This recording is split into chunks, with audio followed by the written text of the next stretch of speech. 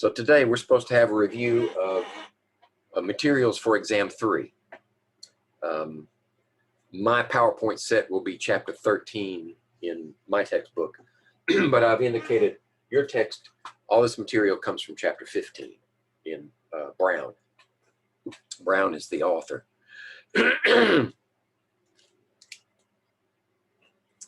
Okay, another item of business. I've noticed that those remaining in the class have fallen way behind on laboratories, which means in order to have access to the demonstration videos, you have to complete your lab notebook up to a certain point, and I've indicated in a couple of avenues what I'm expecting to see in those images from your lab notebook. Once I get those images, then I grade them, and I input that grade in Blackboard, and Blackboard is set up so that it will not release the demo, the video. You can't see the video until you get a grade for the notebook that applies to that laboratory exercise, at least 80% or better.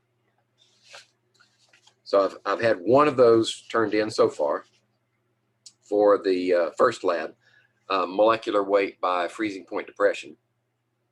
Another has turned in nothing, and we're already up to the point where we're accessing the third lab, Le Chatelier's principle, and I don't have any lab notebooks for the second or the third lab, so you won't have access to that material. And just a reminder, the lab reports, all the lab components from this class are 20% of your grade. So if you turn in nothing for labs, the most you can get from the course, if you have a perfect lecture exam score, is 80%. And that hasn't happened. So it's just a word of caution. If you don't get these labs in, then you're shooting yourself in the foot. All right, so for this exam, which will be due on the 12th, that's next Friday, we're going to do a review, and what I want to do first is share the key for the review document, and we'll work off of that. So let me share.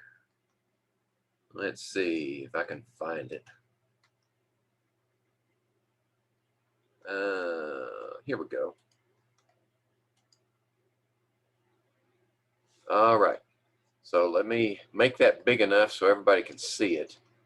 I'm going to boost the zoom in here to about, that should do it. Okay, so I'm going to go down these. I've got some marked on my hard copy, and I'm just going to go through them one at a time, and hopefully I'll be finished. By 3 o'clock. If not, I'll just keep going until I'm finished, because all of these I think are important so that you can be prepared for the next exam. All right. So, number one, let's see. I also want to see that the review follows some logical pattern. So we're going to get some basic information in first before we go to the really difficult concepts or complex problems. I think the first one works okay. All right, so number one.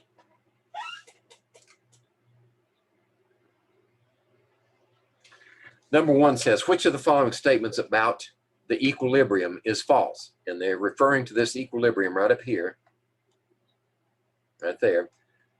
Hydrogen gas plus iodine solid, and they're both diatomic, yields 2 hydrogen iodide. And notice the double barbed arrow. That's typical for reactions where we are studying equilibrium, because the forward reaction and the reverse reaction have to balance. The velocities of the forward and reverse must be equal in order for equilibrium to be established. That's why we did a study of chemical kinetics first, because that studies the forward reaction. And, well, reverse reaction for that matter, if you just turn the equation around. Right?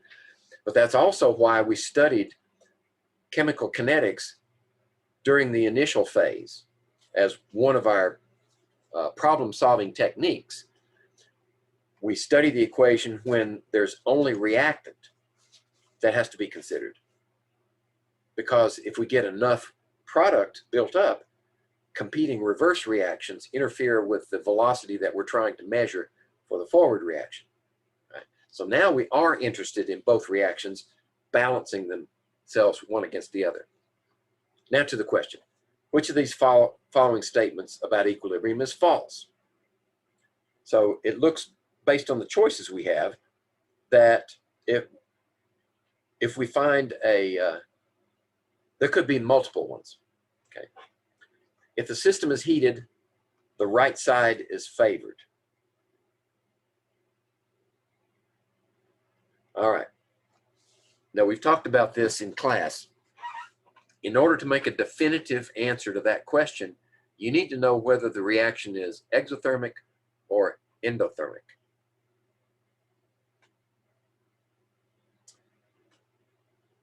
And we don't have that in this expression. It doesn't say whether the heat is evolved or absorbed. So we would have to make some assumptions, right? If the answer is not A, if the answer is true and the system is heated, that means that this must be an endothermic reaction, right? Heat has to be a component on the reactant side. But typically, though, when you combine two elements, a metal and a nonmetal, the stability of the product is such that it's lower in energy, which means energy would be evolved. Right?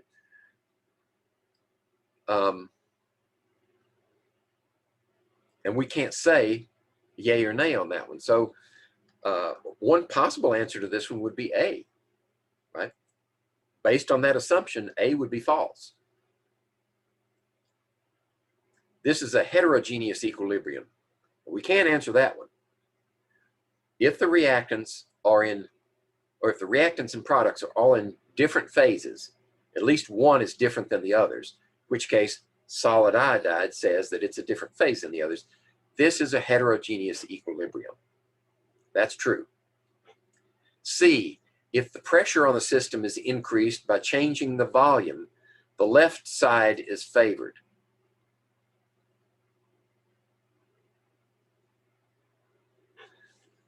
What do we say about changing volume and an influence on the equilibrium?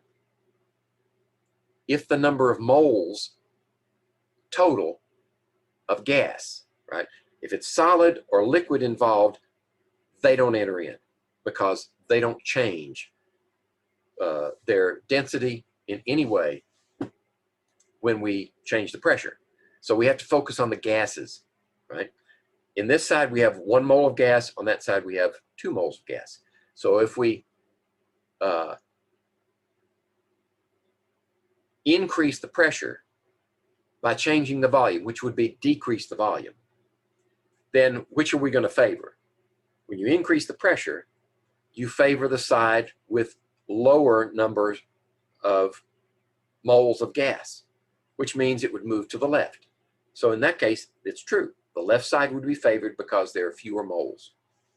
That's the system response to the disturbance of an equilibrium when gases are involved.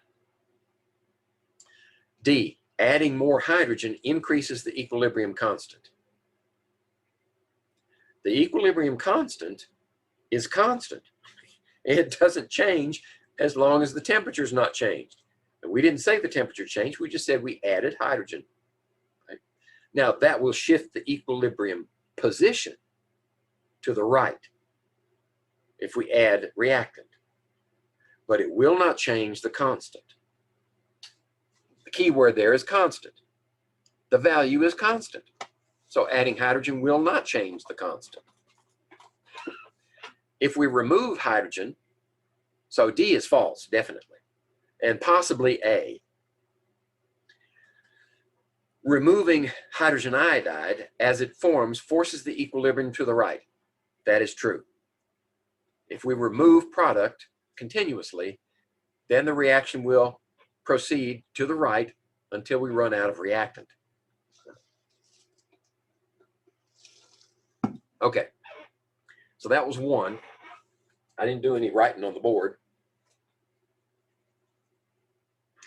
Let's see, how about number 2? Which of the following is true for a system whose equilibrium constant is relatively small? All right, so what does that mean? If we say this is 2, plus this is products that and that, then our equilibrium constant is going to be this times this over this. Oops. Wrong place. There. And there. Okay. So if the equilibrium, excuse me, if the equilibrium constant is small, much, much less than 0, what can we say that is true about that system? All right.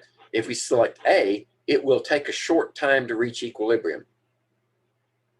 Does equilibrium say anything about the speed of the reaction other than the fact that the forward and the reverse rates must be equal? No, it says nothing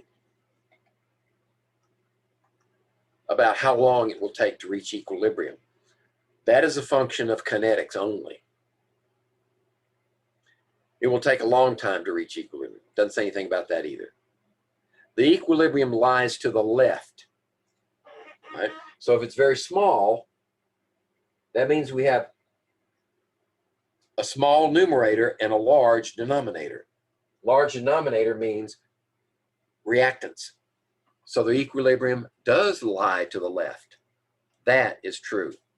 And of course, C and D can't both be true. It's one or the other. So D has to be false. C is true.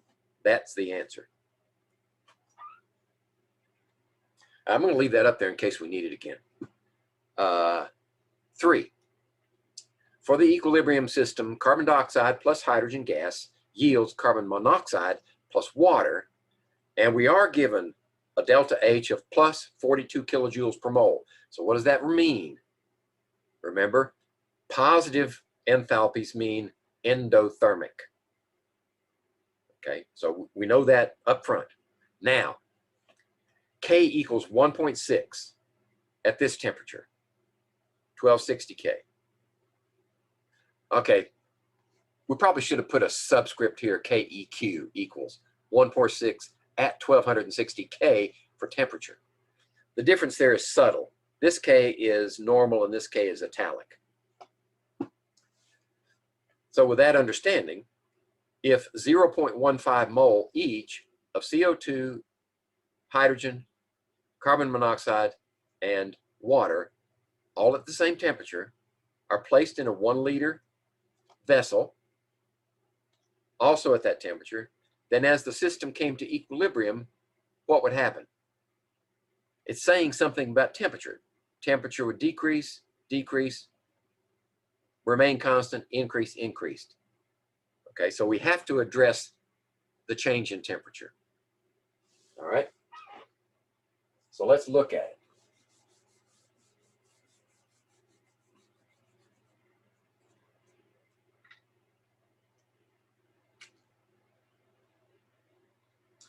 So for that expression, of that reaction, and the equilibrium expression equals 1.6, we don't even have to write the equation up here. If that's 1.6, which side of the equation is favored at that temperature? It slightly favors product, correct? It's greater than 1. Right? So product is slightly favored. All right, we know that. We also know that if product is favored, that means the reaction is going to proceed to products and absorb energy in the process, right? Because it's endothermic, which means the temperature will decrease. As the reaction absorbs heat, the temperature should decrease. All right, so we look at our examples. Which ones have temperature decreasing? A and B. So we can focus on A and B now and ignore the rest of them. What else? A says the mass of CO2 would increase. Is that true? If it's going to the right, CO2 has to decrease. So that's why B must be the answer. If we're favoring products, then that reactant must decrease and the temperature must decrease also, because endothermic means the heat is a reactant. Okay, that's 3.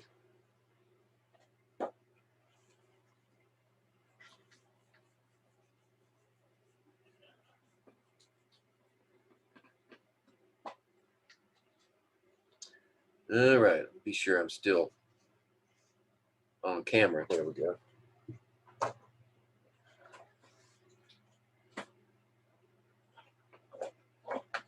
Okay, the next one I have marked. Let's see.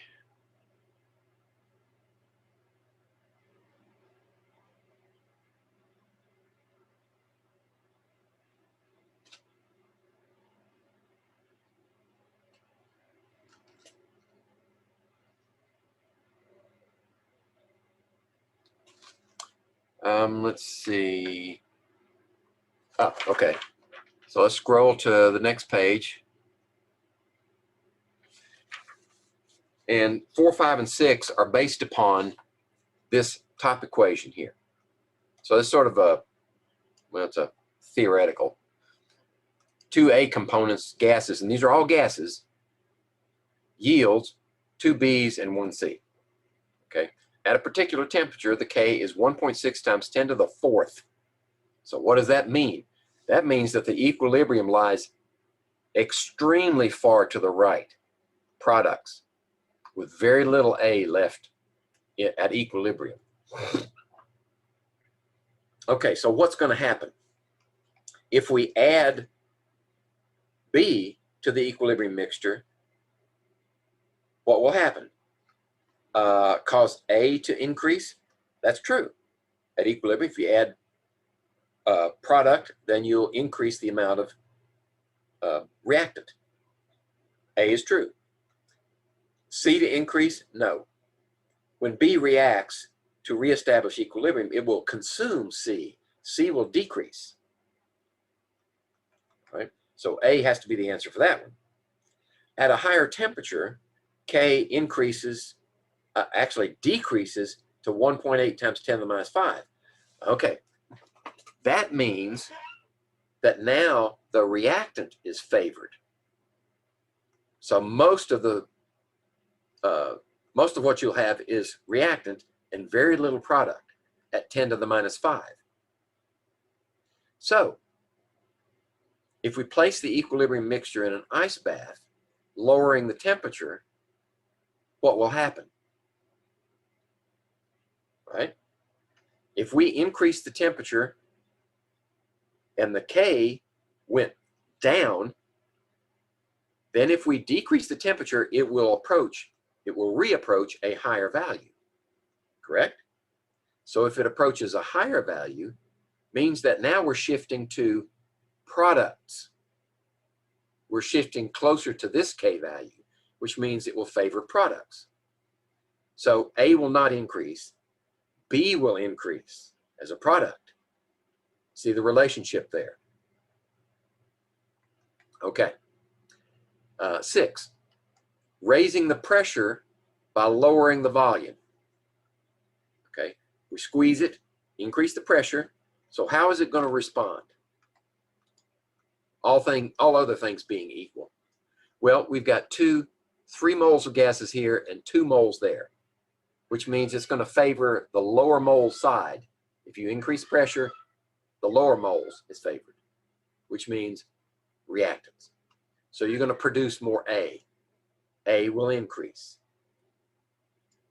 Okay, that's the logic behind all of this, these disturbances to the equilibrium. Let's see, I'm going to skip 7 and go to 8. And 8 is based upon this equation. This complex ion of cobalt and 6 waters. If you add chloride ion to it, then the reaction that is produced is a change from this complex ion to this complex ion, cobalt and chloride rather than cobalt and water. You can see the difference occurring. This side, when it's favored, is pink. Product side is favored, you have blue. Okay? So we start off by adding cobalt to water. Okay? The molarity of water is so high that we produce this cobalt hexahydrate, cobalt 2+. We produce that ion first. Then, if we add more chloride ion, as we add more chloride ion, we reach a point where we favor the production of this chloride. Right? In that case, now we've shifted to the product side. Okay, now we can answer the question. Which statement below describes the change that the system will undergo if hydrochloric acid is added? Okay, hydrochloric acid adds what? It adds chloride, right? There are no protons in this equation, right? From hydrochloric acid. HCl dissociates into that and that. Okay. There's no place in there for the protons to have an effect, an impact on this reaction. So it's all based on the chloride. As we add chloride, what's going to happen? It should become more blue. Yeah, I would think. You add more chloride, you're right. Shift the reaction to the blue side. It should become more pink? No. You can't have A and B at the same time. How about C? The equilibrium will shift to the right. That's true. Same as A. 2 ways of saying the same thing. And D can't be right and C at the same time. So 2 of these are correct, right? A and C. Hold on a second. Let me see what this is.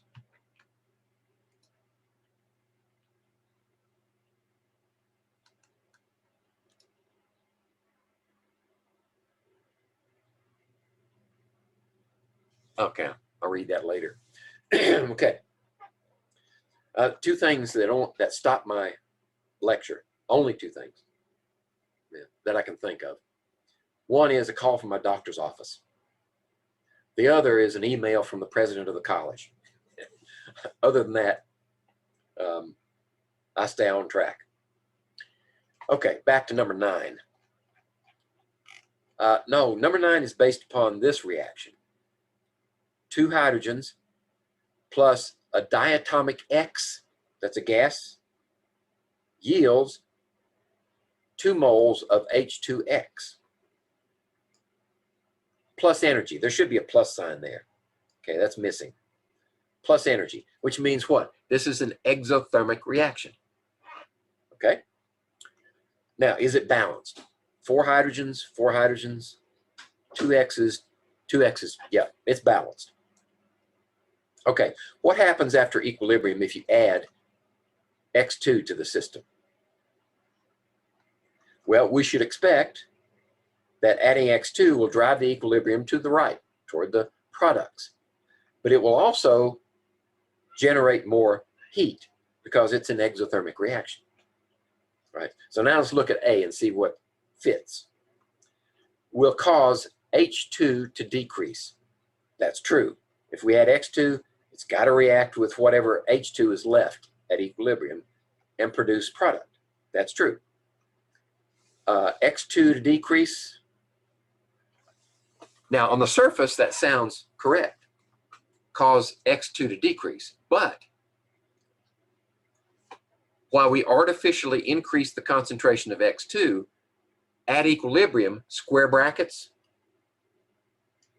here, square brackets, at equilibrium, the X2 concentration will be higher than it was before the disturbance. We'll add some, which will bring the level up, and then some of it will be used, but not all of it. So X2 will not decrease. It will slightly increase. H2X will not decrease. We're producing more products. Right, so A has to be the answer for this one. Okay. Oh, while we're here, what would happen with the addition of argon to the above equilibrium? Right, we have gases, right? Gas, gas, gas. If we add argon, what does that do to the system? It increases the pressure, but it doesn't increase the concentration of reactants or products. See what I'm saying? The concentration is really what matters. When we change the pressure of a gas by decreasing the volume, we actually increase the concentration of all the gases, and then they shift to the lower number of moles. But if you add an inert gas that has nothing to do with the reaction, you have not changed the concentration of the gases. They're still distributed in the same volume. Their partial pressures are the same. So there's no effect on the equilibrium if you add an inert gas like argon. Okay, I didn't have that one checked, but I saw that that probably would be a good point to make. All right, let's go to 11 and 12. Okay, which of the following statements is true? None of the above statements is true. That's E. So if we find one true, then we're done. When two opposing processes are proceeding at identical rates, the system is at equilibrium. That's the definition of equilibrium, right? So A is true, right? But out of interest, let's look at the others too. Catalysts are an effective means of changing the position of equilibrium. Negative, no. Catalysts change the reaction rate, both forward and reverse. So while you may increase the forward reaction, you also increase the reverse reaction. So B is false.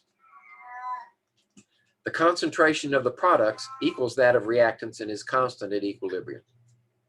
No. The concentration doesn't have to equal the concentration of the reactants. Only the rate matters. You can have an equilibrium established in which mostly products, or another one, mostly reactants. That's the whole point of the law of mass action, where we write that quotient, products over reactants. That's why it's done that way, to take into account the fact that some equilibria lie to the right, some equilibria lie to the left. C is false. An endothermic reaction shifts toward reactants when heat is added to the reaction. No, it shifts toward the products.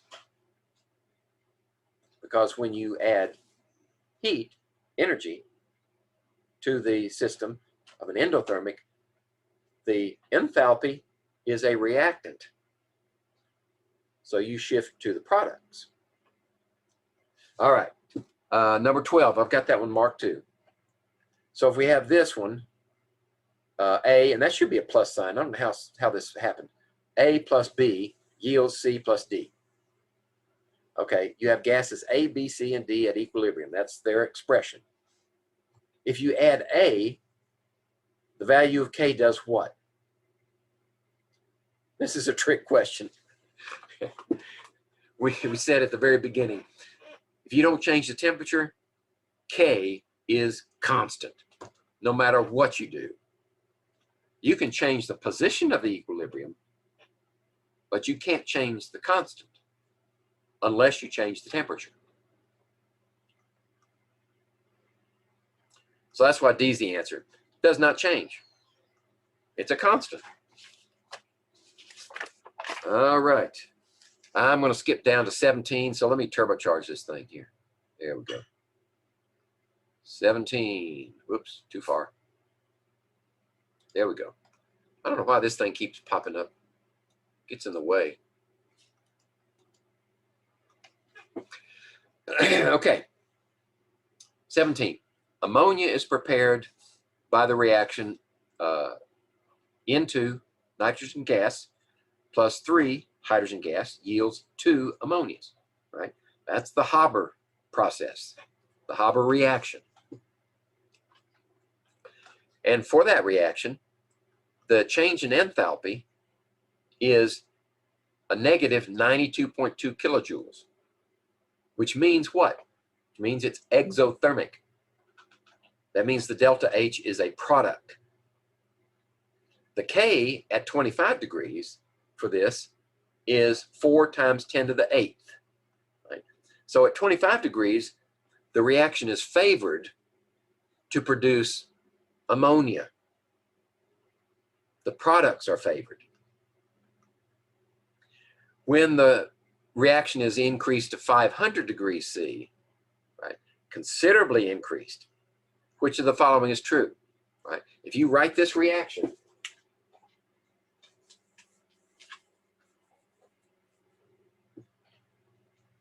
that's 17. If you write this reaction as N2 plus H2, which is 3,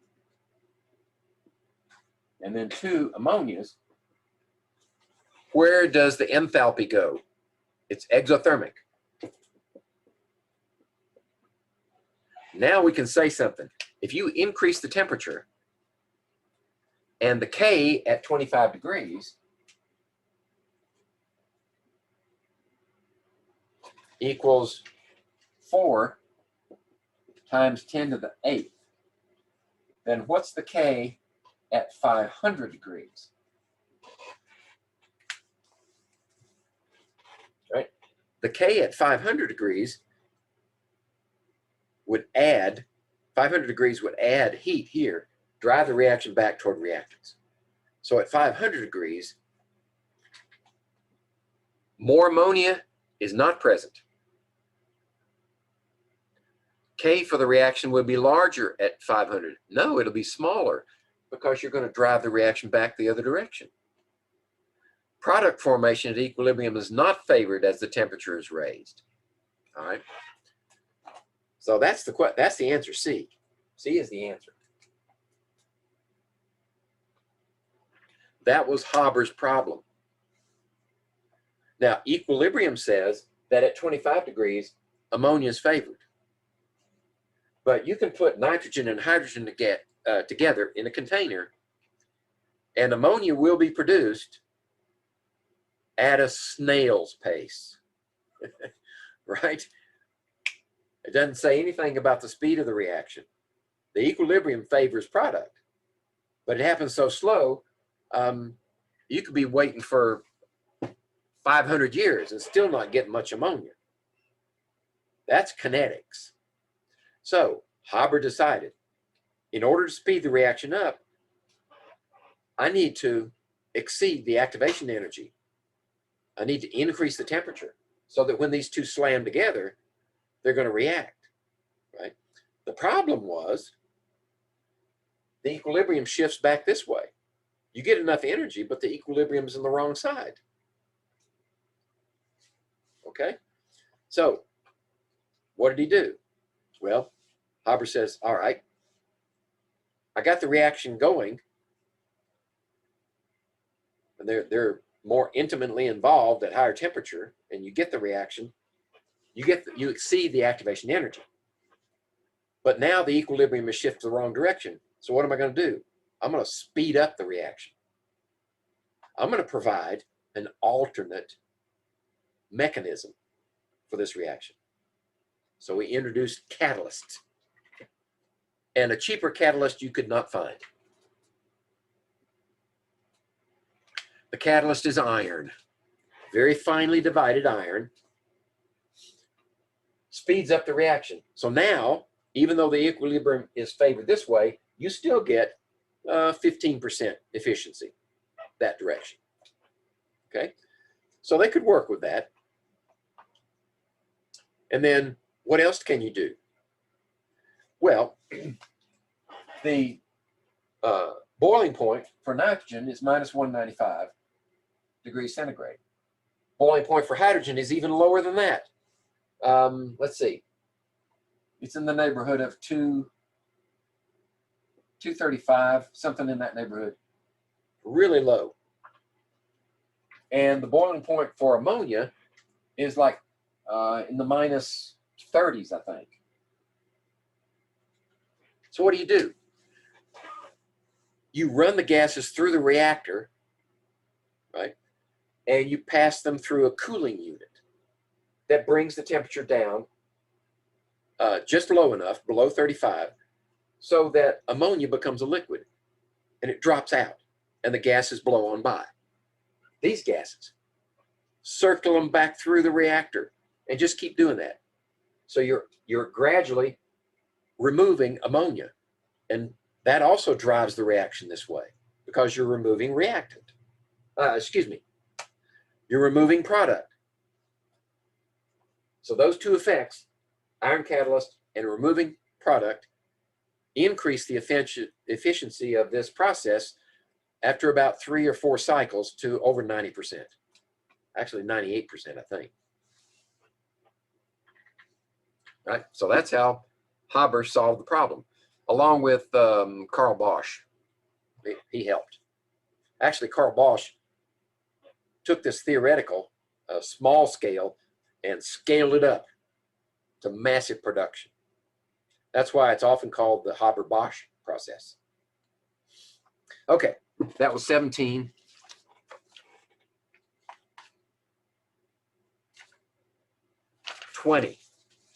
Let's scooch down here to 20. And back. Okay.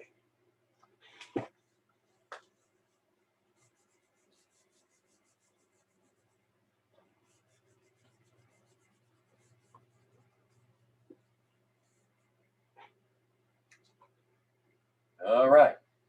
So what reaction are we interested in here? 2. This is mercury 2 oxide.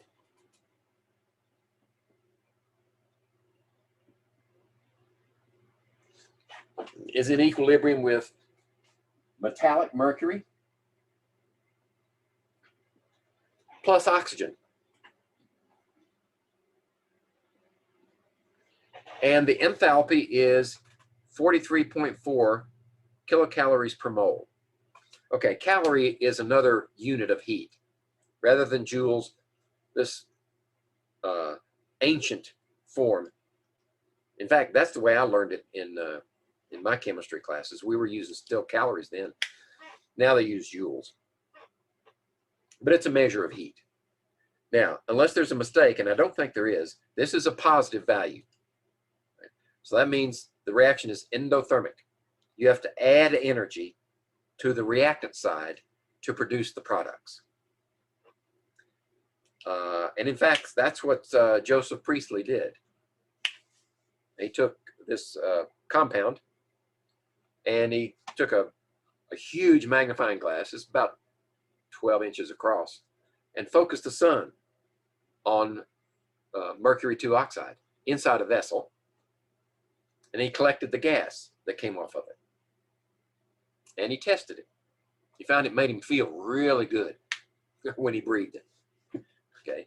And that's a typical effect of wearing oxygen. Okay. So under what conditions would the mass of HGO, mercury 2 oxide, in the bulb increase? What would we have to do to increase that? We'd have to favor the reaction toward the reactants from the product side. Right, once it reaches equilibrium, then what would we do? Well, this 43 is over here. Right? It's a reactant. Right? So if we removed some mercury, it would actually favor the product side. So that doesn't answer it. If we reduce the volume of the bulb, increase the pressure, therefore increasing the concentration of the oxygen gas, and remember, solids and liquids don't count, right? The equilibrium expression for this equation is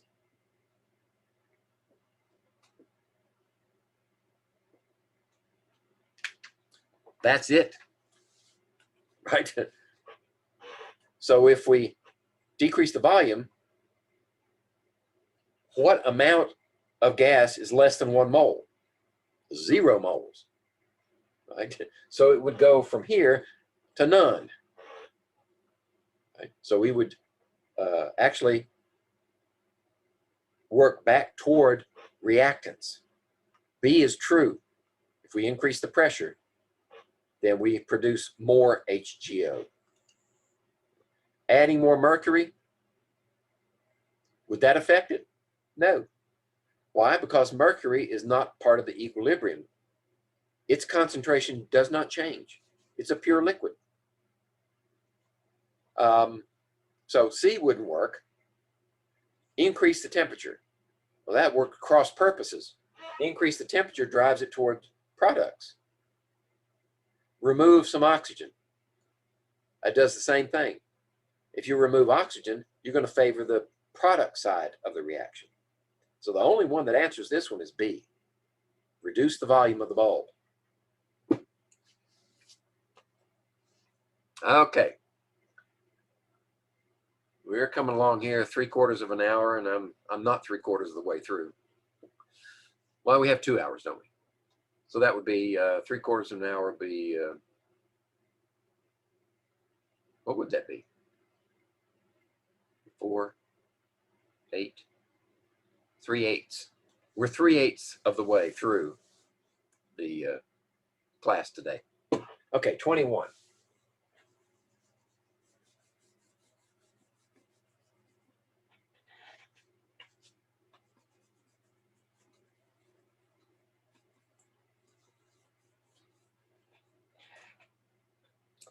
All right. 21, what does that say? At 500 K, right, 1 mole of gaseous ONCl. So you have oxygen, nitrogen, chlorine together in this compound, placed in a 1 liter container.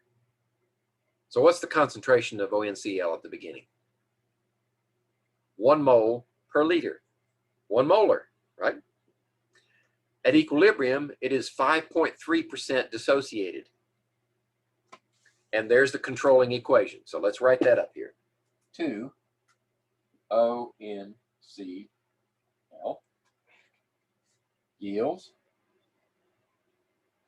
2 NO plus Cl2. That's a balanced equation. We'll check it out. 2 nitrogens, 2 oxygens, 2 chlorines. Okay. At 500 K, which really doesn't matter as long as the temperature doesn't change, that's extra information that we don't need. The concentration now is 1 mole is placed in your container. So what are the initial conditions? 1 molar. There. How much of that is there? Initially, there's nothing. Right? At equilibrium, we find that this is 5.3% dissociated. So we have a change and we have equilibrium.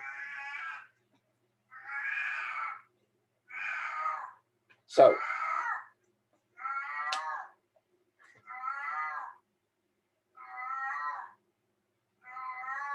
A noisy cat, sorry.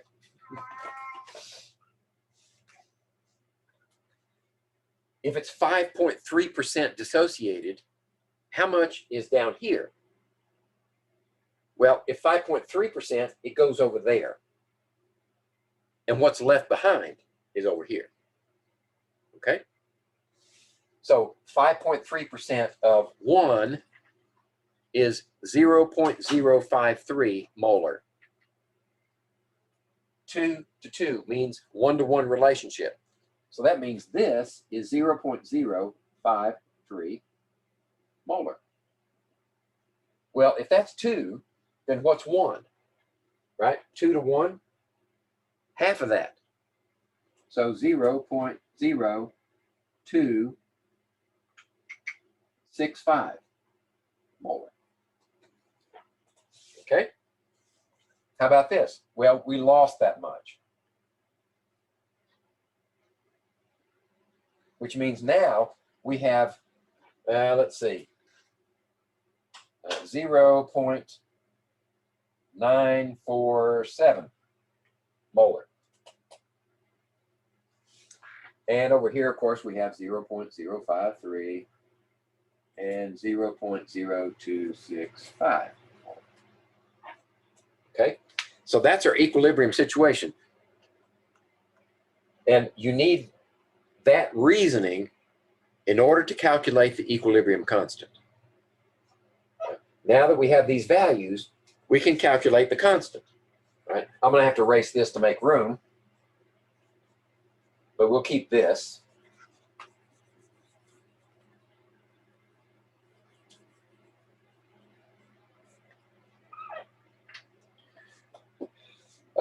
Okay, so the equilibrium constant expression, and let's see, yes, all of those are gases. We have NO squared and chlorine to the first power divided by ONCl to the second power. Okay, so now we just plug those values in. NO is this one, squared, and then chloride is this one,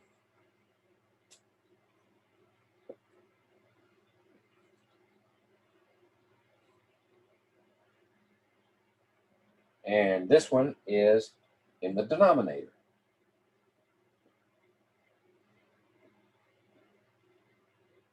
Squared. Okay, so now what we have to do is, that's the hard part. That's the thinking part. The rest is just crunching numbers. So we'll square that one. And then we'll multiply it by this one. And then we'll take this one and square it and divide it into that product. 8.3 times 10 to the minus 5. So K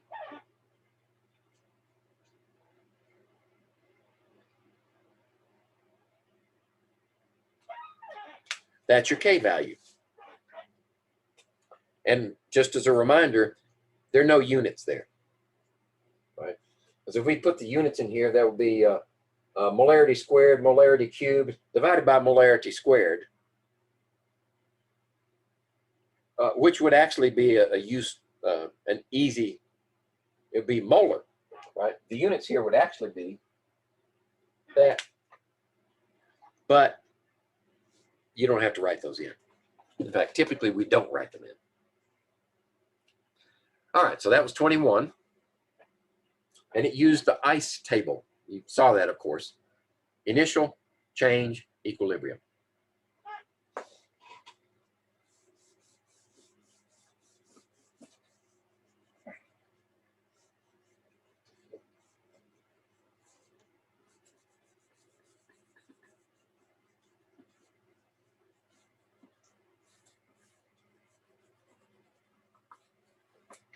Okay, I think it's trying to walk on me again. There we go. All right. I've got 22 marked. So let's see if this one is workable now. For this reaction, Kp. All right, now we got a different K. What is Kp? Kp is based upon pressure. Okay, so we know that we have to use units of pressure in order to solve the problem. So calcium carbonate, and that Kp is 1.16 at 800 degrees. Calcium carbonate, heated to that temperature, will convert to calcium oxide and carbon monoxide. Right? So what's part of the expression? Only the CO, carbon monoxide. That's it. Okay. So let's put everything we know up here.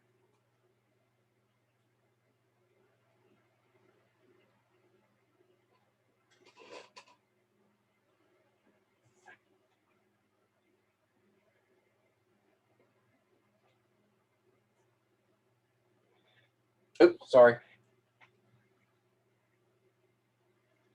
That's a gas. This is a solid. That's a gas.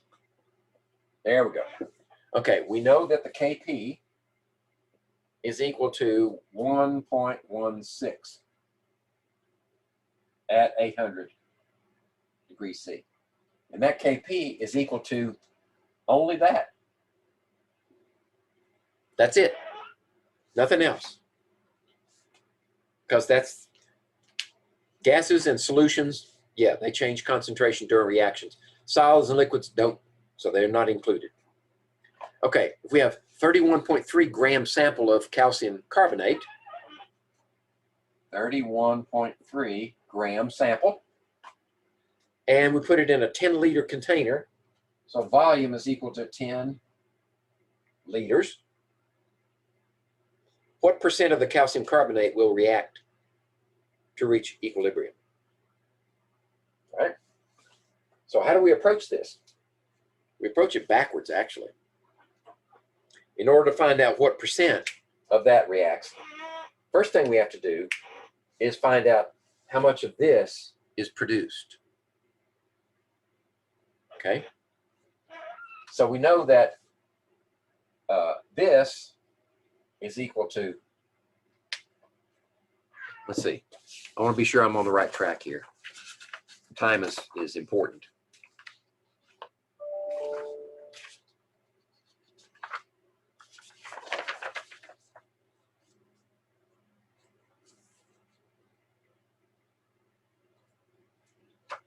Yep.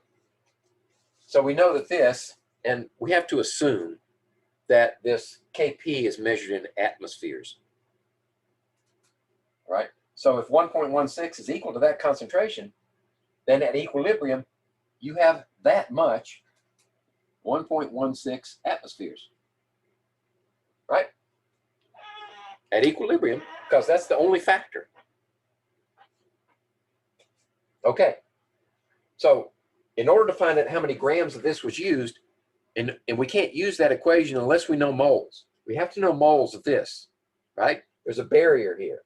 You can't cross that barrier unless you're moles. So if we convert that to moles, then we should be able to work our way back and find out how much of this was used. All right. So do we have enough information here?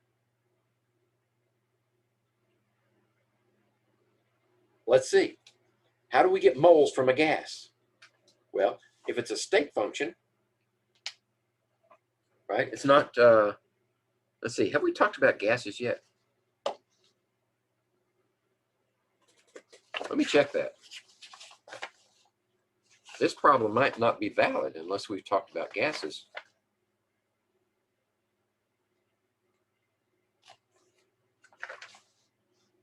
Oh, I'm sorry. Gases are covered in CH214, right? So you already know about gases. You know about the ideal gas equation.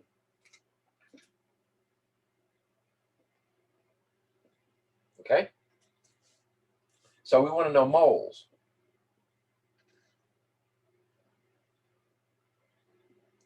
Okay, we got temperature, we just need to convert it to Kelvin, right? Plus 273. We got liters, right? We got the volume, temperature, P. Pressure, there it is, 1.16 atmospheres. Okay, we're good. So N is equal to pressure times temperature, which would be 1073, correct? Okay, divided by the ideal gas constant. In this case, we're using atmosphere, so it would be 0.08206, and that's liter atmospheres per mole K. And then temperature, oh, sorry, I put that in the wrong place. Temperature goes down here. And volume goes up here. 10 liters. There we go. Now, how many moles do we have? All right, 1.16 and times 10 divided by 0.08206 and divided also by 1073. We have 0.1317.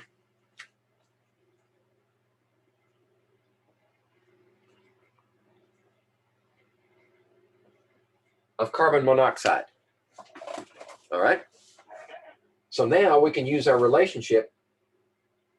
1 mole of this is equal to 1 mole of that. So we have the same number. The coefficients are our conversion factors. 1 to 1. So this many moles of CO came from that many moles of calcium carbonate. In that case, we can say 0.1317 moles of calcium carbonate. And we want to convert that to grams. So moles on the bottom, grams on the top. We just need, what's the molar mass of calcium carbonate? Right? So we look it up. Calcium, 40.08. And then carbon is 12.01. And 3 oxygens, 3 times 16 is 48. So that's 100.09.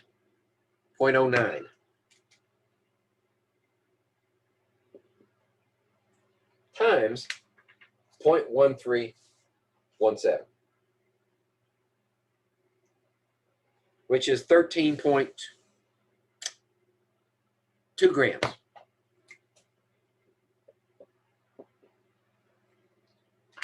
Are we there yet? Not yet. The question is, what percent of calcium carbonate will react? So percent would be, this is what reacted.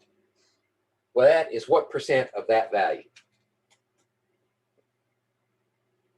that right? 13.2? Yep. Divided by 31.3 times 100 equals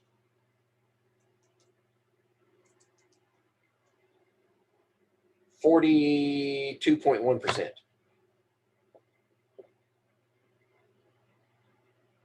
So is that one of our answers? Yep, B.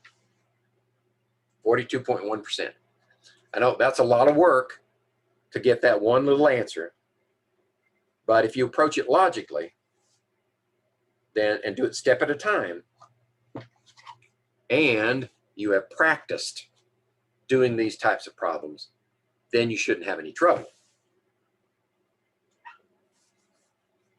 If you try to cram, then you will surely fail. Chemistry is best absorbed in small bits. A little bit of chemistry every day is a better way to learn it than trying to cram for an exam. And that's not so much to do with chemistry. That's the way the human brain works. You can only get so much in there at a time. And short-term memory has to be moved into long-term memory, which is massive. Right? Short-term memory is very small. So you have to move it into long-term memory, and you do that by repetition. And problem solving, using the knowledge that you've gained to solve new problems. That drills that information into long-term memory.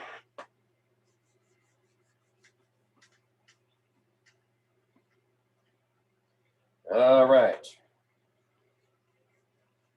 It takes forever to erase this thing.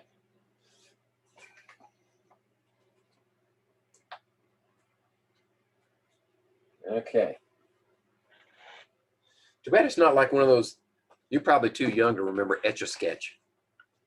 The things where you have this stylus and you draw things. It's a magnet, really. And you draw things in it. No, you don't use a stylus. You use little wheels. And you turn the wheels and there's a stylus underneath. And you draw patterns and you draw things. And then when you get finished, you just turn it over and shake it. It's all gone. So if this were like that, I could do all that, and then I could just, you know, wiggle my nose and it would be clean again. All right, so that was 22. Let's see about, okay, 24. Next page. Yeah, that's good enough. Okay, 24. Nitrogen gas reacts with hydrogen gas to form ammonia. All right, there's Haber again. So we know what that equation is. We'll write it up there in just a minute. At 200 degrees centigrade, Celsius, in a closed container, 1 atmosphere of nitrogen gas is mixed with 2 atmospheres of hydrogen. At equilibrium, the total pressure is 2.2 atmospheres. What's the partial pressure of hydrogen gas at equilibrium?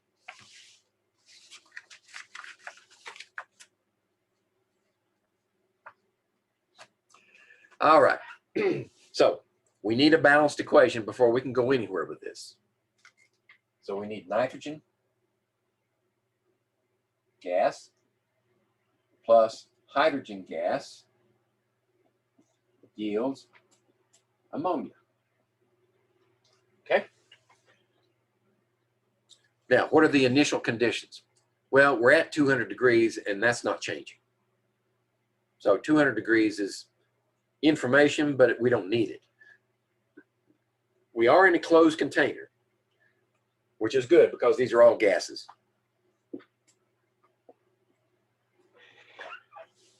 And the pressures, the starting pressures are 1 atmosphere of nitrogen, 2 atmospheres of hydrogen. So the initial conditions are 1 atmosphere and 2 atmospheres. At equilibrium, so we've gone through a change and now we're at equilibrium. At equilibrium, the total pressure is 2.2 atmospheres. So the total of all 3 of them is 2.2 atmospheres. So at equilibrium,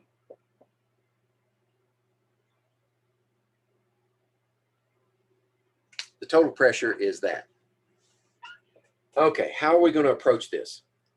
We've got a situation where we're going to have to create an unknown, an X value.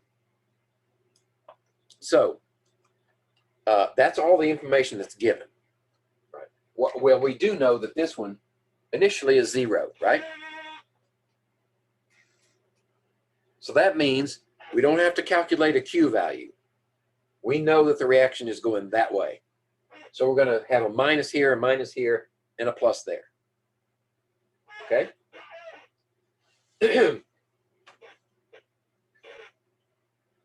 So back to the question. What's the partial pressure of hydrogen at equilibrium? Here. If we make this one the partial pressure of hydrogen, then if we solve for X, that's our answer. Correct? So choosing the X is important, the unknown. If we know that one, then we have our answer. All right. So can we relate the rest of them to that? If this is X, then how did it get there?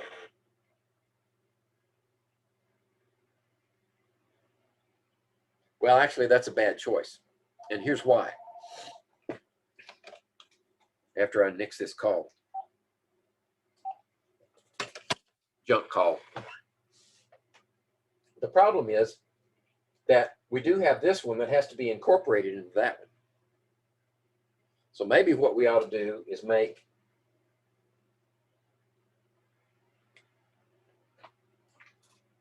this one X. Okay? That means that this would be 2 minus X at equilibrium. So if this is 3, how much of that, right? If this is X is 3, then this would be minus 1/3 X, right? Because it's a third of that one. How about this one? Well, if that's X, and this is 1/3 X, 1/3 to 2, 2 to 1 would be plus 2/3 X. Right. So now we bring this down, 2/3 X, and this one is 1 minus 1/3, which is 2/3. No, I can't say that. Sorry, my mistake. This is 1 minus 1/3 X. There we go. Okay.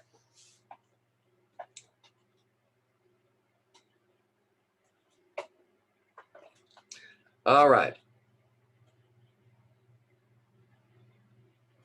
So let's see.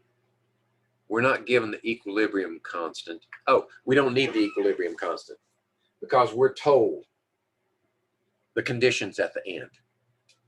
So what we're going to use is Dalton's law of partial pressures, right? Dalton's law of partial pressure says that that plus that plus that equals that. Okay? Partial pressures add together total. So that means we've got an equation in one unknown. All right? We've got all we need from this, so I'm going to have to erase that and make room for calculations.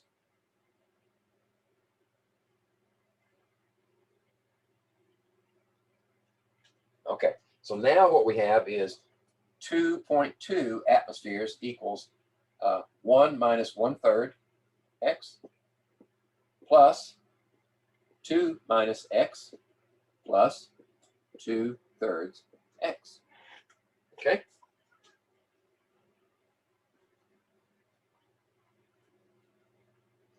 See, am I still on camera? There we go. All right, so we just need to resolve this expression, right? These are all pluses and minuses. So we can say 1 plus 2. Those are the whole numbers. So that's 3.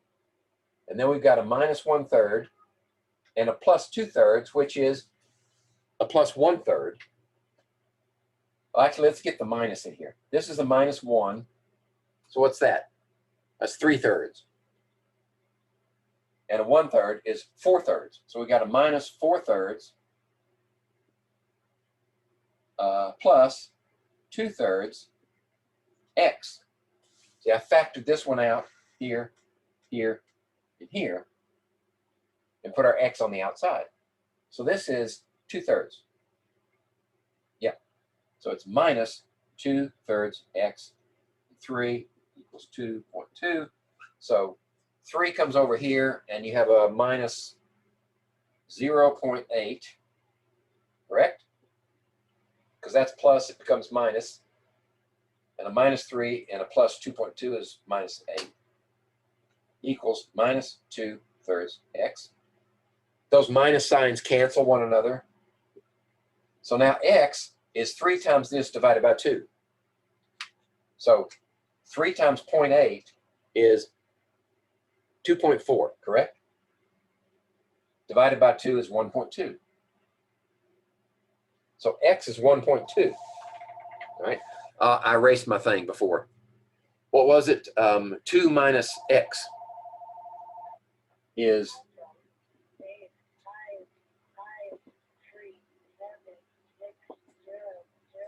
so that's 2 minus 1.2, which is 0.8 atmospheres. Okay? That's why the answer is B.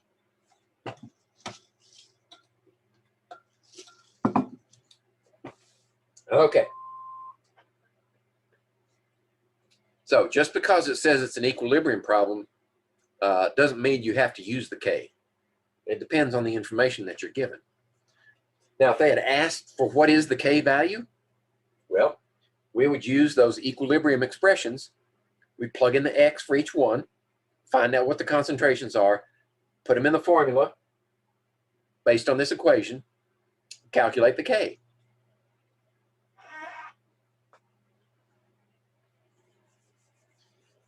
That sounds like a good test question there.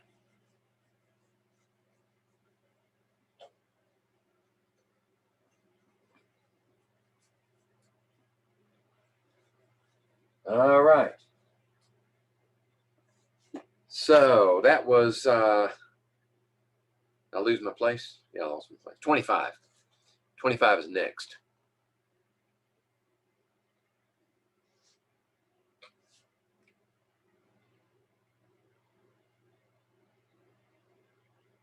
All right. We'll come back to this one if we have time. Right? It's along the same lines as the one we just did, except that we're in terms of moles per liter. So it's a different, it's not pressure this time. It's actual moles in a liter vessel. So the concentration is given. So we'll come back to 25 if we have time. So I'll just make myself a note to come back to that one. Let's do 26. This is going to require some algebra. So I'm going to need this whole board. I'm going to put 26 over here. And we're going to say, this is a case, remember in first semester chemistry, Hess's law. What did Hess's law say? Hess's law said that the equation of a reaction and the enthalpy that was assigned to it is a state function, which means if you have multiple equations with their different enthalpies and you can add them together in such a way that you get your final equation, then any manipulations you did to the enthalpies to get there, you do, and then add them together. And the total enthalpy then can be calculated from those component equations. Well, we can follow a similar pattern for K's.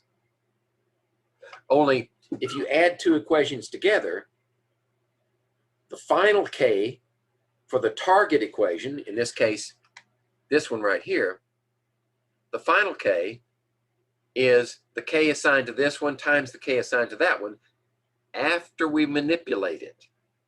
Okay, so if there's some changes that we have to do here, then the K will change also. All right, so we're going to go through that process. All right, there's our target. And these are the component equations that we have to work with. We have 4 coppers, and I'm going to leave out the phases because they're not really important here. Yeah, plus O2 yields 2 Cu2O, and that has a K1. Okay, now we have another one that we're going to combine and there should be a plus sign right here, right there, in front of that. 2 CuO, 2 CuO. Let me give some more room here. That's in case that we have to change this one. 2 CuO plus Cu2O. Oh, that's a yield sign. Excuse me.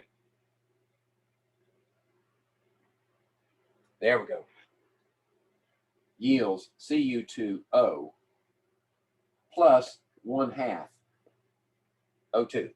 And that has a K2. All right.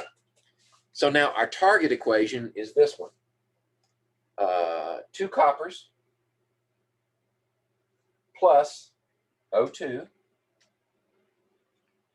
yields 2 CuO. There we go. Let me check myself. Be sure I got it up here right. Okay. Yeah, okay, we're good to go. All right. So let's look at what we need down here. Well, we need oxygen on this side. Right. Let's not do oxygen yet. I have a feeling that we need to look at copper first. We got 4 coppers here.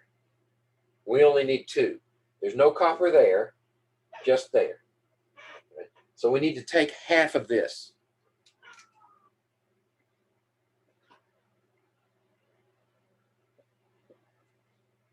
Okay, so that makes it 2 Cu plus O plus a half O2 yields 1 Cu2O. Now what happens to the K? When you multiply an equation by any factor, that factor becomes the power of K. So the new K for this one is this one to the 1/2 power. All right? Okay.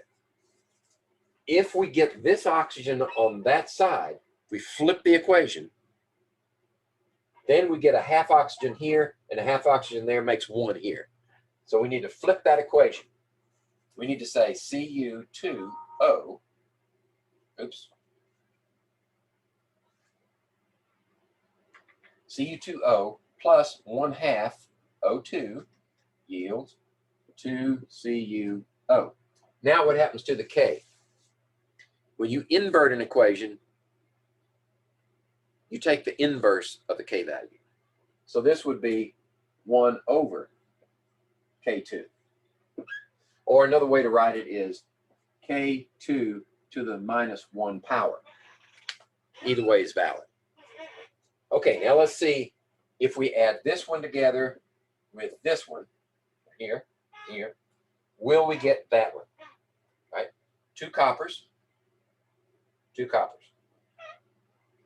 A half an oxygen and a half an oxygen makes a whole oxygen. Cu2O. It's not in this one, but it is here in this one. That one cancels that one. How about this one? 2 CuO.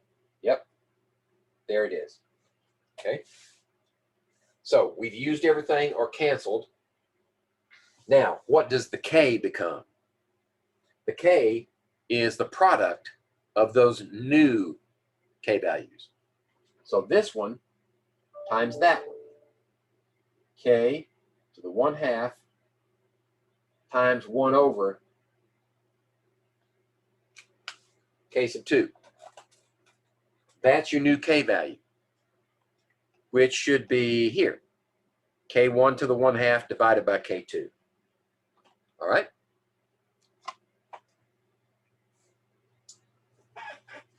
That was 26.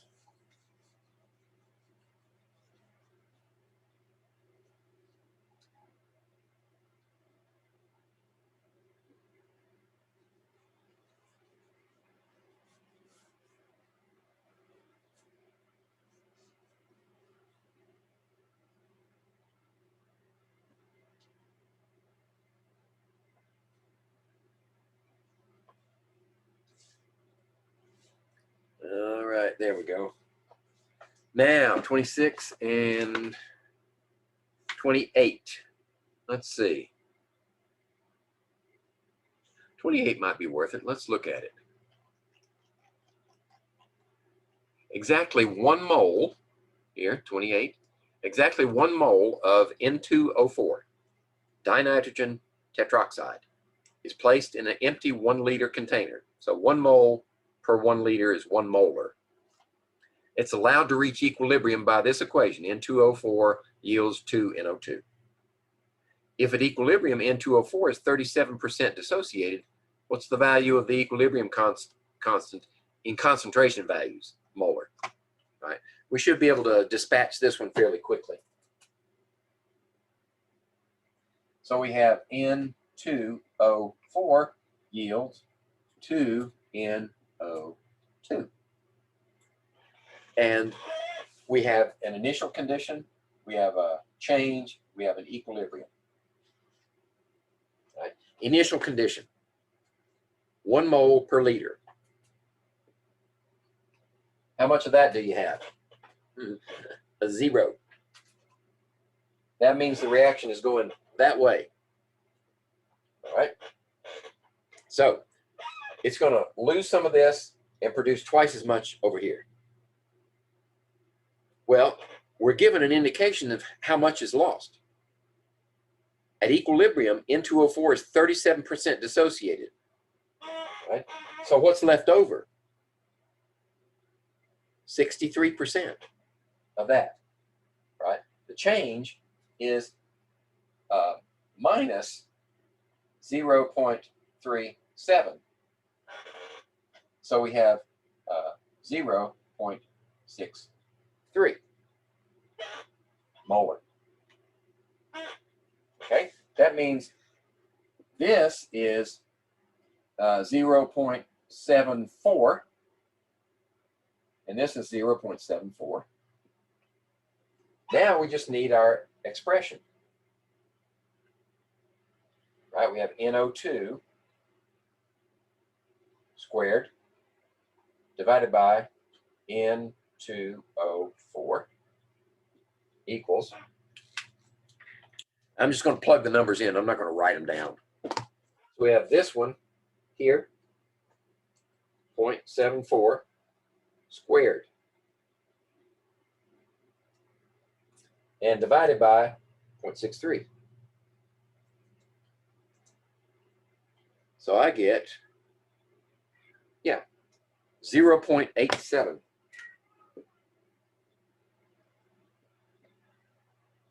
Is our K value. Okay, that was fairly simple. You just have to understand, what do they mean by 37% dissociated? That means you lost 37% of it. And 37% of 1 is 0.37. Right? As long as you make that leap, the rest is easy.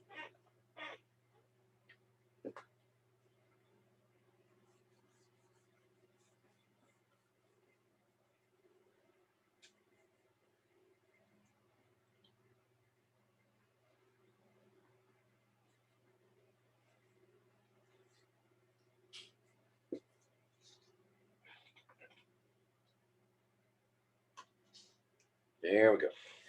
Okay, that was 20, 28, 29. Okay, I've got an interest in 29 too. Let me see. Why would I pick 29? Okay, we've got a reaction here of dihydrogen and diiodine, molecular versions, together yield 2 hydrogen iodides. And the K value is 44.8 at some high temperature.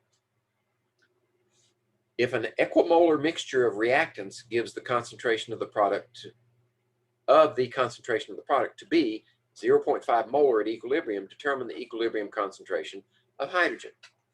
All right. So in that case, we're going to need the balanced equation, of course.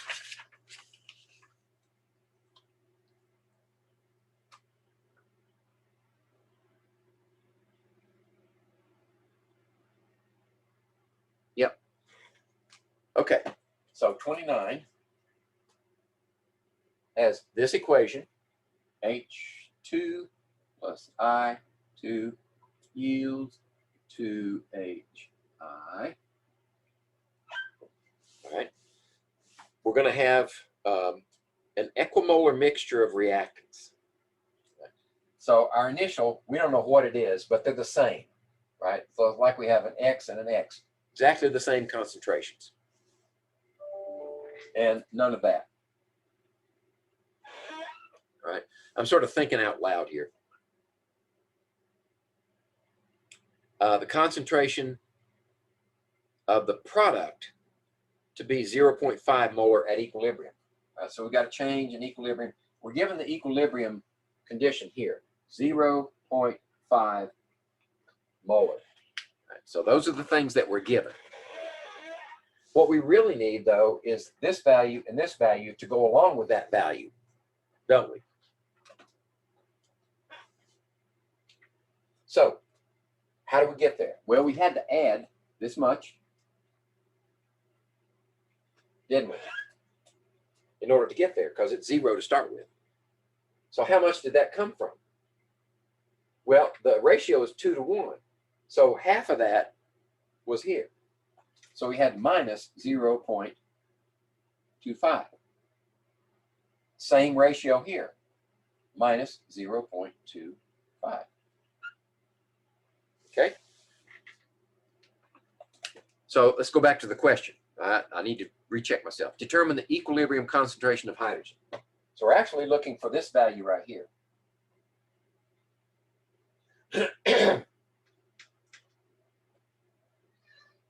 We need to know what this value is.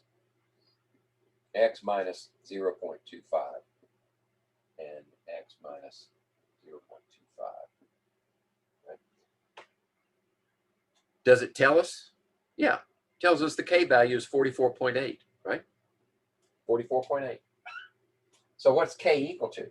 K is equal to HI squared divided by H2 and I2.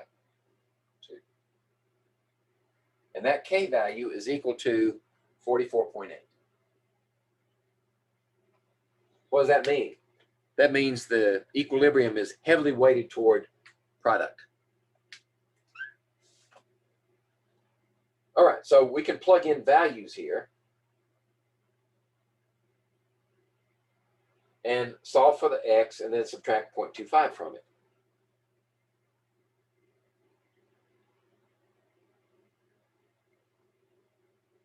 Let me see, would it be easier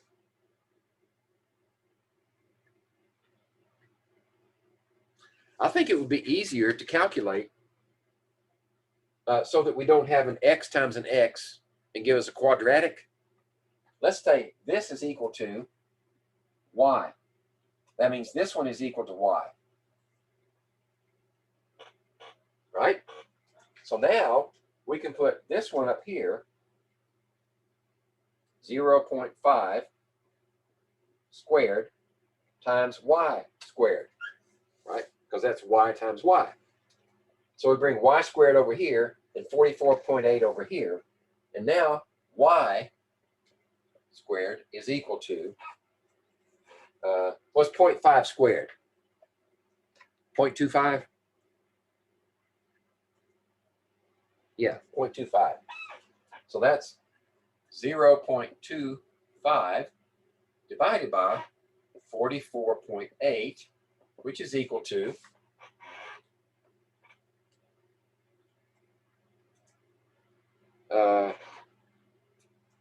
5.58 times 10 to the minus 3. 5.58 times 10 to the minus 3. Let's just do this. Y then is equal to the square root of that.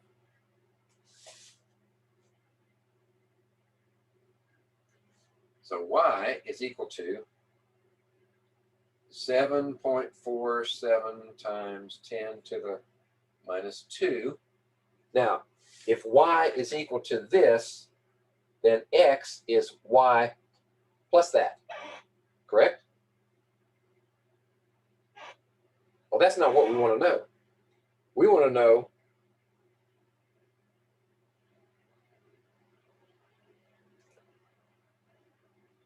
oh, that's our answer, right? Because Y is the concentration here. Y is the concentration of hydrogen and iodine. So we don't need to solve for X. We got our answer right there. 7.5 times 10 to the minus 2. That's E.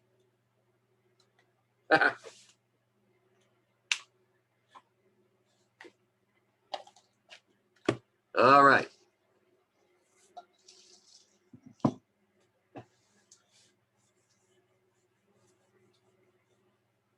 It helps to remember what the question is, doesn't it?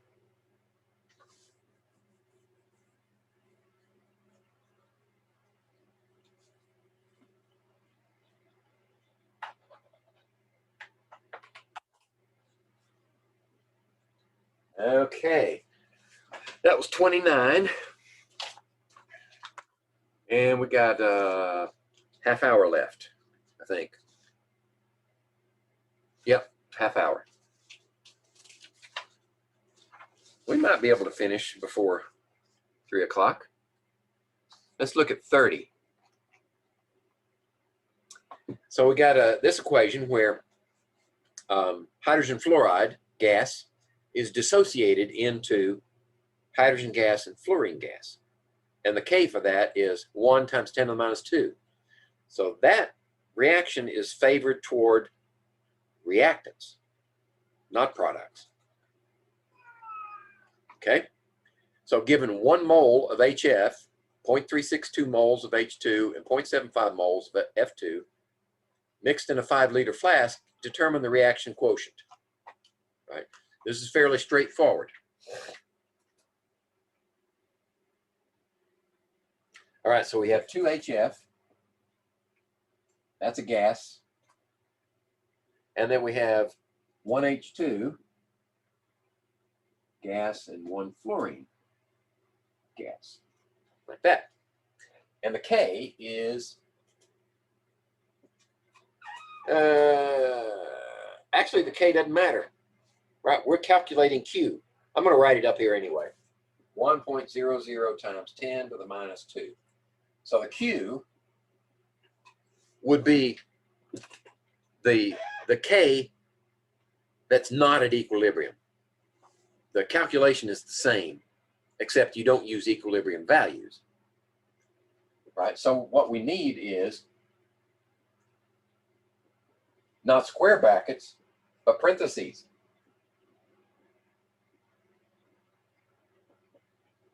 And don't forget the square. Okay? Now we need, what are the concentrations of each one of these? All right. We've got, what's the size, what's the volume? The volume is 5 liters. So if you have 1 mole of HF in 5 liters, what is that in molarity? 1/5? 0.2? So 0.2 goes down here.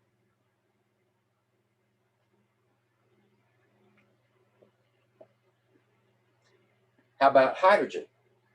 At equilibrium, hydrogen is 0.362 divided by 5.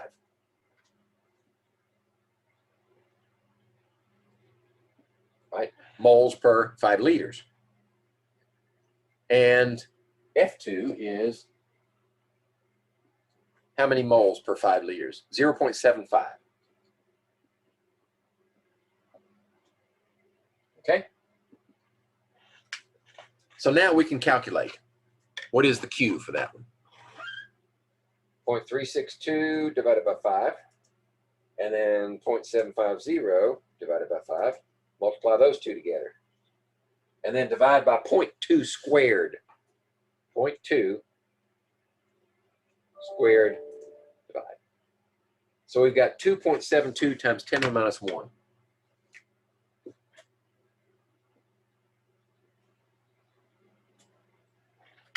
All right, is that in there? Yeah, 0.272, same thing. Now, while we're here, which way is this reaction going to go? The Q is bigger than the K, which means it favors, it's starting off with too much product, right? If this is bigger than that, that means this one is too big and that one's too small. So if it's got too much of that, it's going to move back toward the HF. So when you set up your ice table, now you're saying minus from this side and plus on this side. That's what that means in practical terms. All right, let's move down to 32. And make some room.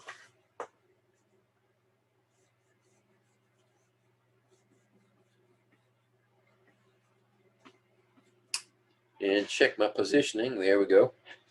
All right. 32. Carbon disulfide, CS2, and chlorine gas, Cl2, react to form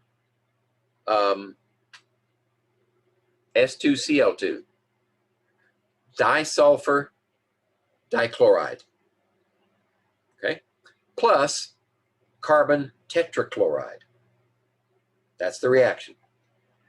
Okay, now when 2.14 moles of CS2 and 5.85 moles of Cl2 are placed in a 2-liter container and allowed to come to equilibrium, that means only reactants to start. So it means we're going to produce product. The mixture is found to contain 0.62 moles of CCl4, carbon tetrachloride. How many moles of Cl2 are present at equilibrium? All right.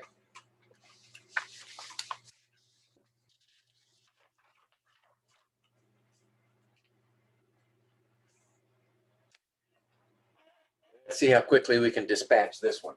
32 here. And the equation is CS2 plus 3Cl2. And then we have S2Cl2 plus carbon, carbon tetrachloride. There we go. All of those are gases, so they're involved in this equilibrium and part of the expression. We have initial condition is what? 5.85 moles, 2.14 moles of CS2 in a 2-liter container. So the concentration is half of that, right? 2.14 moles in 2 liters is 1.07 molar.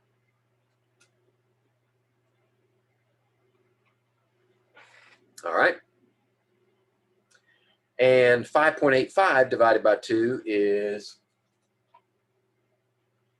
let's see, 2.975.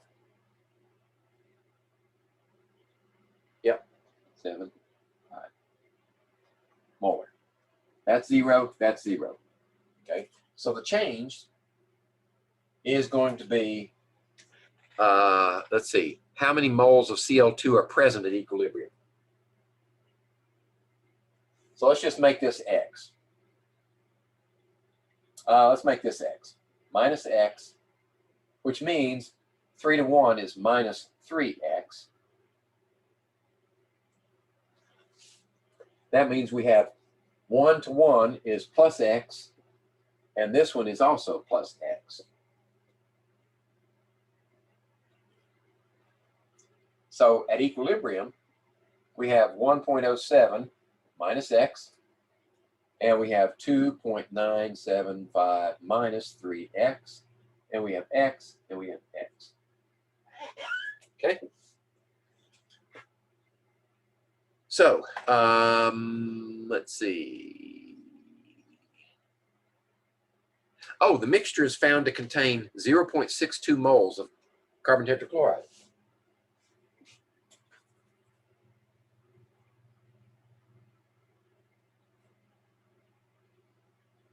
That's moles per 2 liters. So that's 0.31 molar.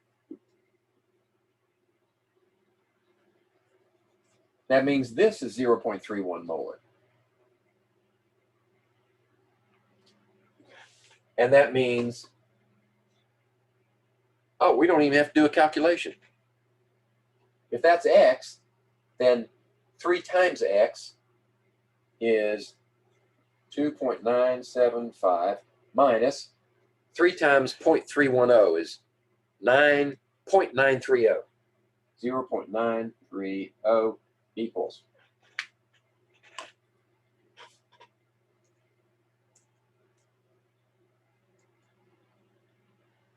2.05. 2.05 molar.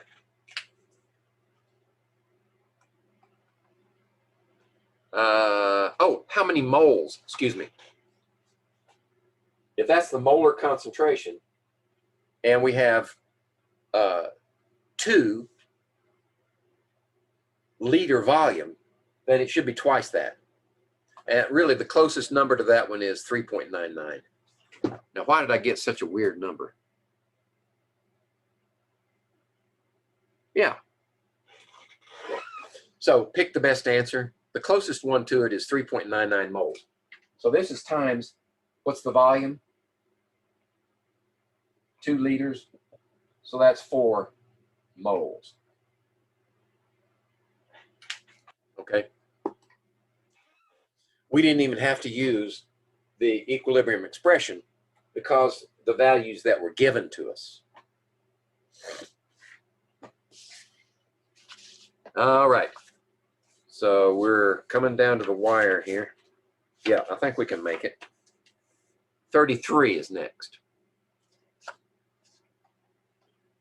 Oops, I skipped that. There it is.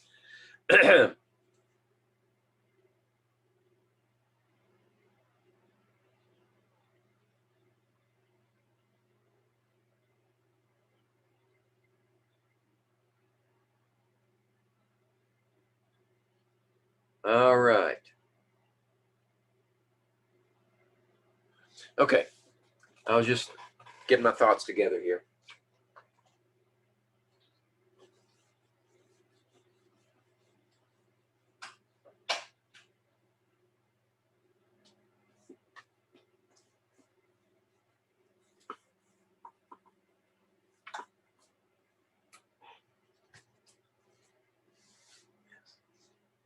Yeah, that's good.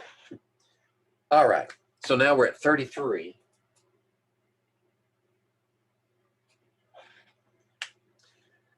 At minus 80 degrees Celsius, K for this reaction, N2O4 yields 2NO2. We looked at that one a little earlier. The K for that one is 4.66 times 10 to the minus 8. Right? So it's mostly reactant, right? Not very much product. If we introduce 0.047 moles of N2O4 into a 1 liter vessel and wait for equilibrium, the total pressure in the system at equilibrium will be what? Okay.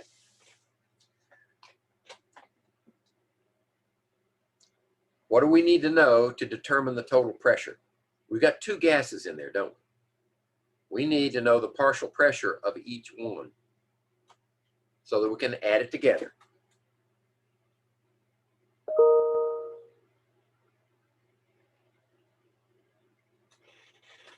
Or, this is better.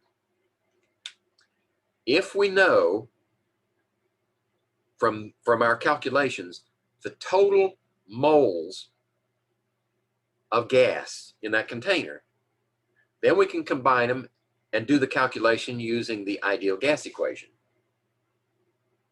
All right? So I think that's where we're headed. Let's write the equation up here. N2O4 yields 2NO2 gas. That's correct. Let's write the temperature already. Temperature equals minus 80 degrees C, which is what? 273 would be 190 K. I think that's right. Yeah. And what else are we given? The K value is 4.66 times 10 to the minus 8. K equals 4.66 times 10 to the minus 8. And we're also given the size of the vessel and how much is added to it. 0.047 moles in 1 liter. So we have initial 0.047, correct? Molar, because it's that many moles in 1 liter vessel. And we have nothing here. So the change is going to say minus X and plus 2X.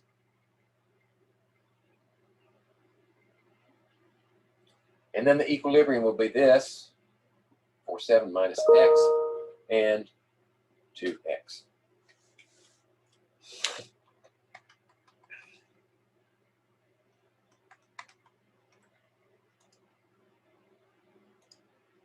All right. So if we determine x, then we can find out the molarity of that one and the molarity of that one. And then if we combine these two, because they're in 1 liters, right? They're in 1 liter vessel. So the molarity of this one and the molarity of that one is the number of moles of each one. Because the molarity times the volume equals the number of moles. So what's the K expression? K is equal to, well, 4.66 times 10 to the minus 8 equal to this one, NO2 squared divided by N2O4 to the first power.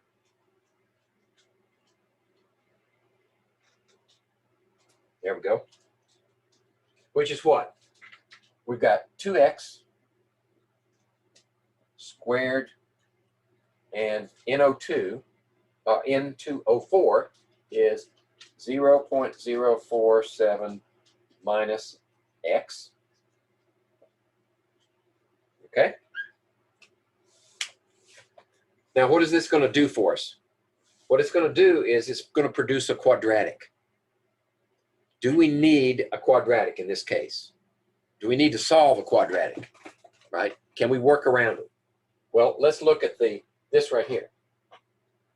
That's a 10 to the minus 8, which means there's not going to be much of that, which means the x loss over here is going to be very small.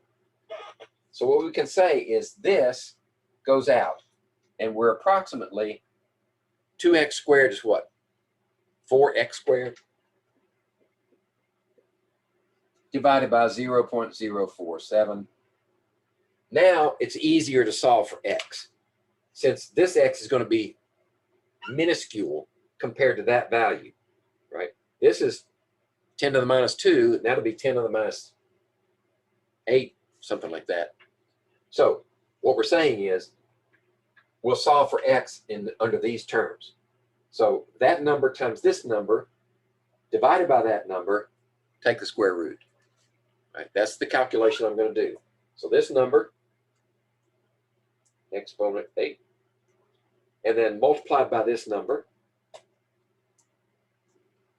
and then divided by this number, and then take the square root. So I get 2.34 times 10 to the minus 5 is x. X equals 2.34 times 10 to the minus 5, which is much, much smaller than that. So we should be okay. We could go in and do the 5% rule, but I'm pretty sure that we're going to be okay. So if that's x, what is the equilibrium situation, right? If we subtract this one from that one, we're virtually going to get 0.047. I'll check it just to be sure. Yeah. So this one is going to be pretty much that number right there. So this one, this gas is going to be 0.47 moles.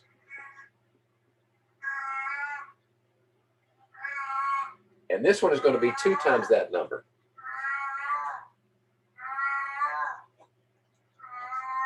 Or 4.68 times 10 to the minus 5. Oops, sorry. That's not where I want that.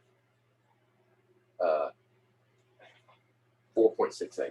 4.68 times 10 to the minus 5. Now, what are we going to get when we add this one together with that one? Number of moles, right?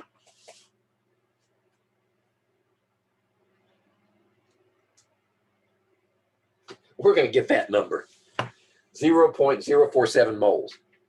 So if that's N equals 0.047 moles, then we can use the ideal gas equation to calculate the total pressure.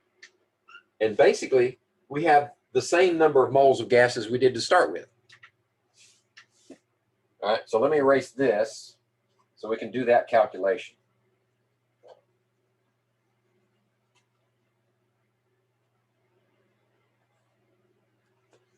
Okay, remember PV equals nRT. Pressure. Isn't that the question? Total pressure. So pressure is equal to nRT divided by V. Number of moles, 0.047. Gas constant, 0.08206. Temperature, 193. And volume, 1 liter, wasn't it? Okay. So let's find out what the pressure is. 0.047, 0.08206, 193, 0.74 atmospheres.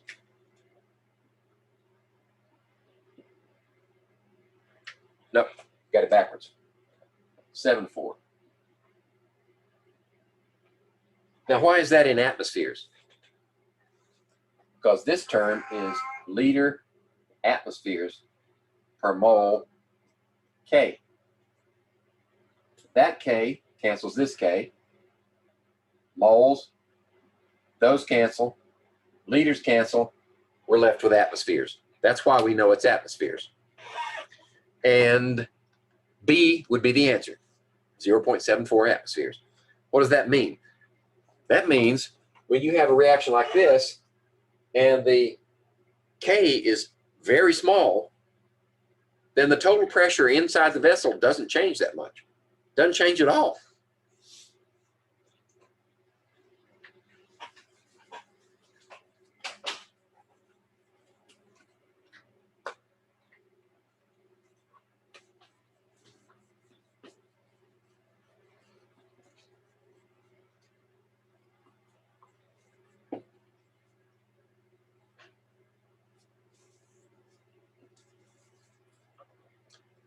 Okay, there we go. I think I got one more, and then we'll be out of time. I won't be able to go back to that other one.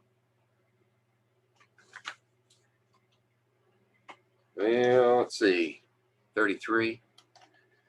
Let me see. Let me look at these other two.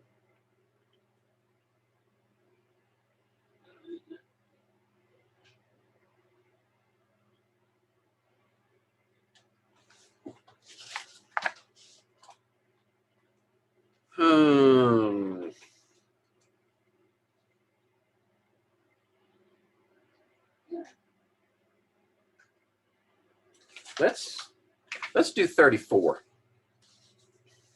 Yeah, let's do 34.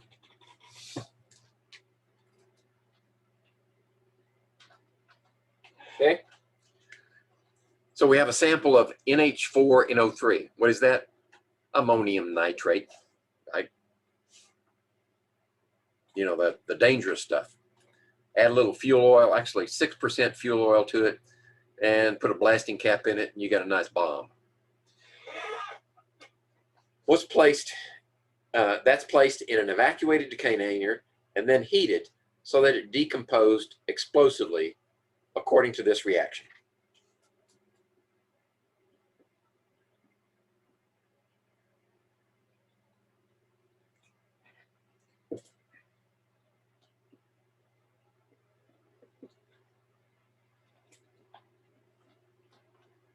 There we go. Okay, these two gases are part of the equilibrium.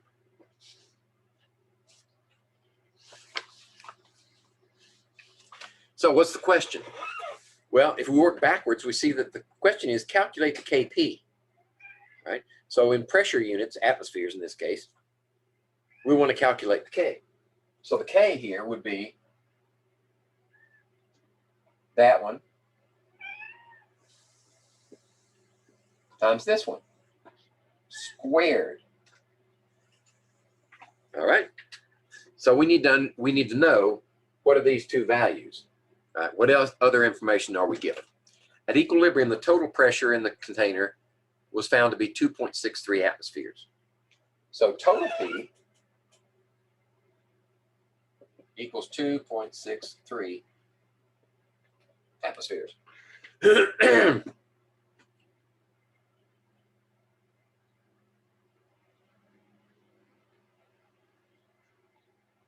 All right. So if that's total P, what does that do to? That total P is due to one of these and two of those, correct? So if we say pressure, if we know that the pressure of N2O is this value, then what's the pressure due to water? Well, the ratio is 1 to 2. So the P of water is equal to 2 times the pressure of N2O. Okay?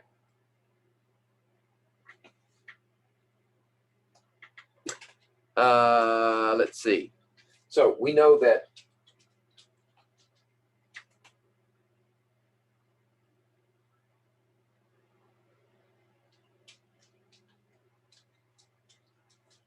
let's see. Yeah. So we know that this one plus that one, right? If we add this one, that's equal to 2.63 atmospheres. But if this one is equal to two of those, then we can substitute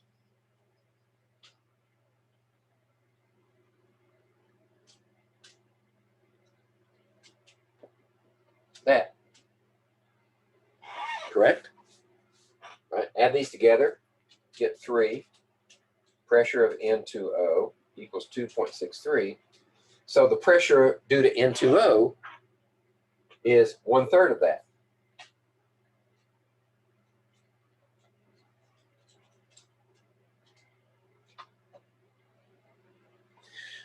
So let's find out what that pressure is.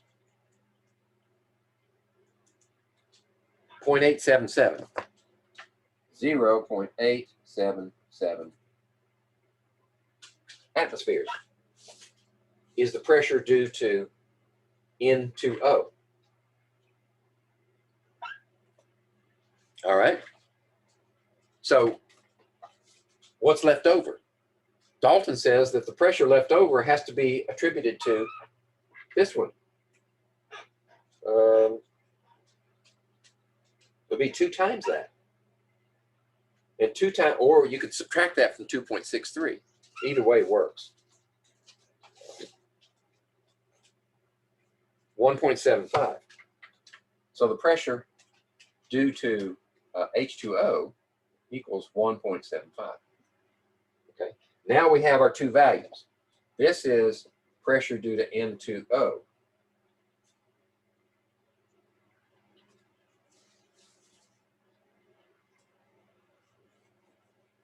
Now we can plug it in the formula. N2O is 0.877 atmospheres and 1.75 squared. All right. So I'll just square that when it's still in my calculator. And then 0.877 times 2.70. That's KP. All right, so that's why the answer is C. Okay? All right, let's see. We're out of time.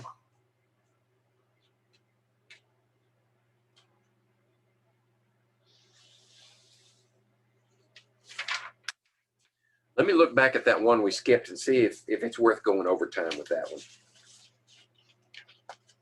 If it's telling us something different new. That's 25.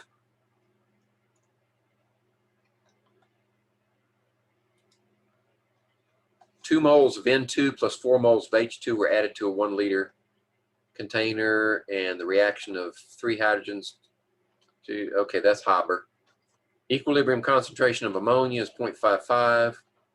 The value of K at 700 for, okay, that's nothing new. We've done problems like that already. Just use your ICE table and you'll get the answer. Okay.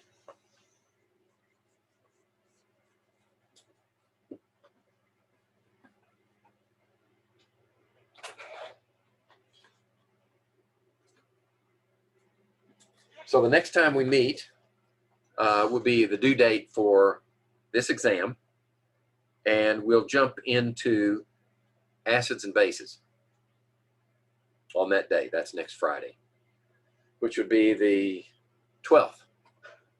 Okay, and I'm going to go back and hammer this one again. If you haven't done any of the labs yet, I encourage you to do that, because 20% of your grade depends on it. And I hate to see, I've never failed an entire class before, but it's possible. If you don't do the work, can't get the grade. Okay, so that's it for today. Let me stop the share and close the meeting.